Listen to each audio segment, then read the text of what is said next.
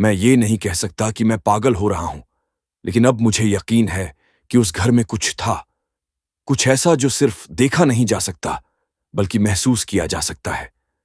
ये सब पिछले साल हुआ, जब मैं अपने परिवार के साथ कुछ दिन पहाड़ों पर बिताने गया था। हम लोग शहरी भीड़भाड़ से दूर एक शांत जगह चाहते थे। एयरबीएनबी पर एक पुराना बंगला मिला, नैनी हाउस। तस्वीरें सुंदर थीं, लोकेशन एकदम एकांत में थी और किराया भी सस्ता था। सिर्फ एक बात अजीब थी, इस लिस्टिंग को 3 साल से किसी ने बुक नहीं किया था। मैंने ज्यादा सोचा नहीं। राइटर हूं, तो इस अकेलेपन में मुझे कुछ इंस्पिरेशन भी मिल सकती थी। मैं, मेरी पत्नी माया और हमारी 12 साल की बेटी अनवी, तीनों वहां पहुंच गए। घर बाहर से बिल्कुल वैसा ही था जैसा फोटो में देखा था, मगर असली अजीब चीजें अंदर थीं। शुरुआती 2 रातों तक सब ठीक था।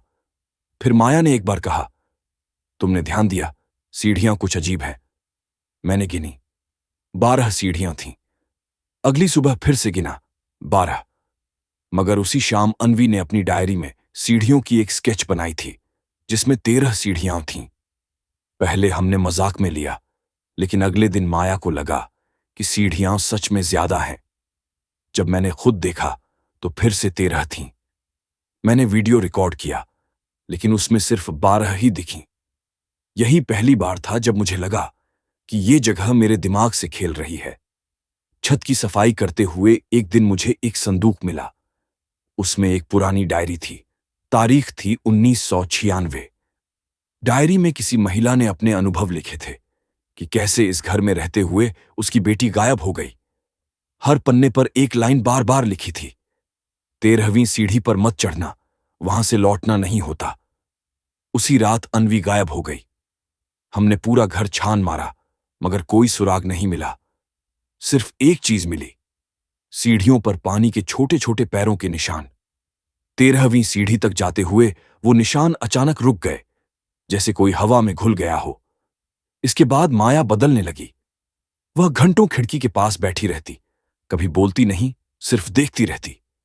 एक रात मैं उठा तो देखा, माया सीढ़ियों पर बैठी थी, 12वें पायदान पर। उसका चेहरा मेरी ओर नहीं था। मैंने कुछ कहा नहीं, सिर्फ धीरे से कमरे में लौट गया। अगले दिन माया भी नहीं थी। अब घर में सिर्फ मैं था, और तभी से मैं उस सीढ़ी को देखने लगा। हर रात 3:13 मुझे लगता कि कोई सीढ़ी और जुड़ गई है। कभी कभी लगता जैसे कोई मुझे ऊपर बुला रहा है, मगर आवाज नहीं होती, सिर्फ खिंचाव। मैंने डायरी के आखिरी पन्ने पढ़े, जब तुम 13वीं सीढ़ी देख पाओ तो समझो अब वापस जाना मुमकिन नहीं। अब मुझे कुछ और नहीं दिखता, न लोग न समय, बस वही सीढ़ियां, वही घर, वही दीवार जिस पर मैं हर दिन उकेरता हूं, 13, 13, 13।